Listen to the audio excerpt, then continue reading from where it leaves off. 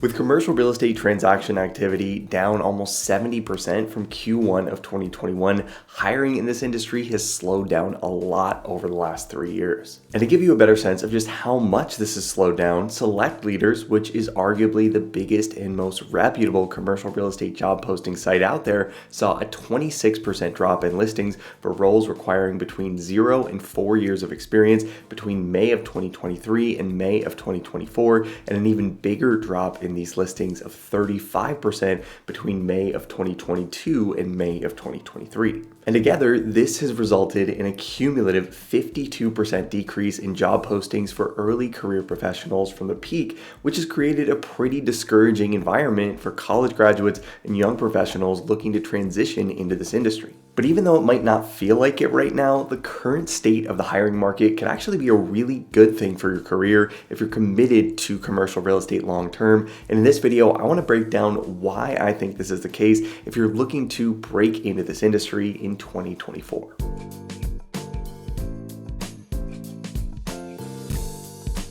So first off, I want to start by saying that by no means am I saying it's easy to find a job right now, and I've seen firsthand how much the job market has shifted over the last 2 years. What used to be a 3 to 4 month process for most Academy members looking to break into the industry back in early 2022 can now often be a 4 to 8 month process or more, given the lack of transaction volume we're seeing in the market today. But the fact that jobs are so hard to come by right now is exactly why this could be one of the best times to start out in this industry. And one of the biggest reasons for this is because a lot of people that would have been pursuing entry-level jobs in commercial real estate are now looking for opportunities in other sectors altogether, and industries like tech, investment banking, or consulting seem like significantly better options for a lot of new college grads that were otherwise undecided on where they wanted to take their careers. And because of this, some of the most promising talent coming from top universities across the country that might have strongly considered a career in commercial real estate in 2021 or 2022 have now taken themselves out of the running for these roles voluntarily, which has weakened the talent pool that employers have to choose from.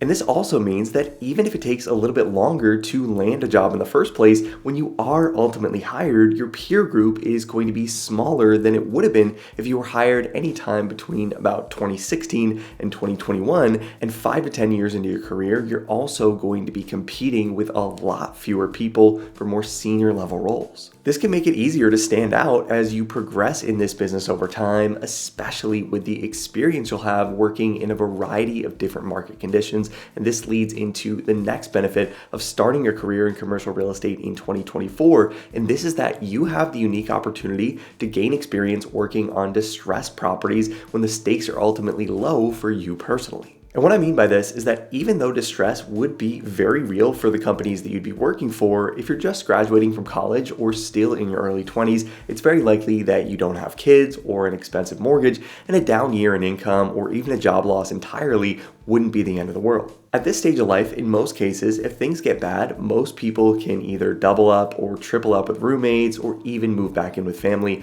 unlike someone in their mid-30s who's established in their career and may even have a significant portion of their own personal net worth tied up in the company that they work for. And when transaction activity is low, this also gives you more time to learn and be coached on the job, which often leads to fewer big mistakes overall and gives you more time to get up to speed and understand the things you're working on. And especially since hiring has been so slow over the last 2 years, and a lot of commercial real estate teams are already as lean as they can get, if you are able to land an entry-level role today, you might end up being the only analyst or associate on your team, and whenever rates start to fall and transaction activity inevitably starts to pick up, you are very likely going to move up quickly and manage other analysts that end up joining the team. And since real estate market cycles typically last about 7 to 10 years, if you get into this industry at or near the bottom of the market, this also means that you're very likely to see the market improve over the vast majority of the first decade of your career. And this can be really helpful when it comes to building a track record to add to your resume, which can be valuable when applying for more senior level roles in the industry later on in your career, or if you decide to strike out on your own and start your own firm. Especially when a company is new and unproven, limited partner investors are primarily going to be looking at past performance of the deals the general partner has either acquired or managed when working for other companies within the industry. So if you get into the business at a time when values are already 20 to 30% or more off their peak, this can make it a lot easier to generate impressive returns that you could then showcase to a potential investor base. There are a lot of operators out there that either went out on their own or ramped up their acquisition efforts in 2019, 2020, and 2021 when money was cheap and equity was everywhere. But a lot of these groups that bought properties at these peak pricing levels are now dealing with assets that might be underwater. And even though we don't know how bad things could continue to get in commercial real estate in the near future, it does feel like we've turned a little bit of a corner in the first half of this year. And in my opinion, it's relatively unlikely that we'll see significantly bigger value drops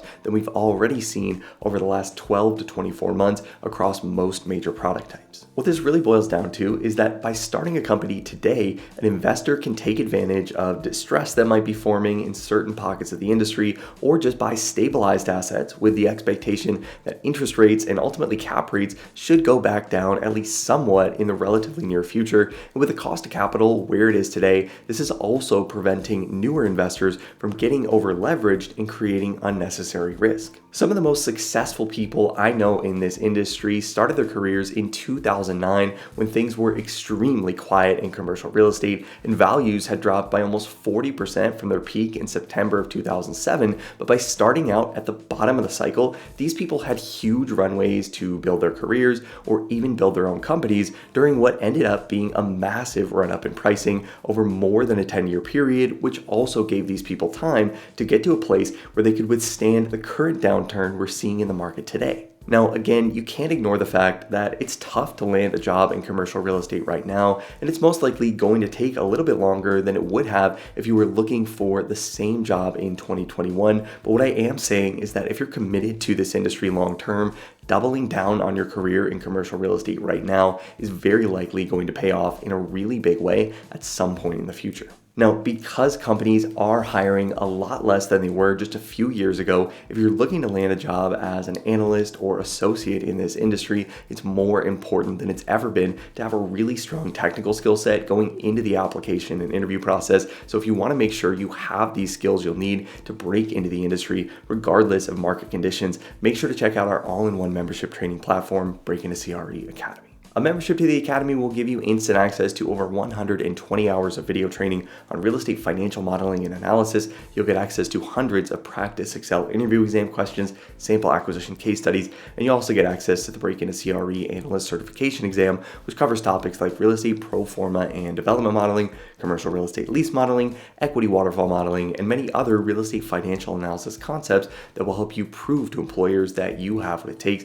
to tackle the responsibilities of an analyst or associate at a top real estate firm. And if you like this video and want to see more content on the channel on the current state of the hiring market or job search strategies in general, make sure to hit the like button and let me know. And let me know in the comments what your experience has been like when applying for jobs in this industry, especially if you've applied for open positions in 2024. As always, thanks so much for watching, guys. I hope you found this helpful. Subscribe to the channel if you haven't already to see more videos like this every single week, and I'll see you in the next video.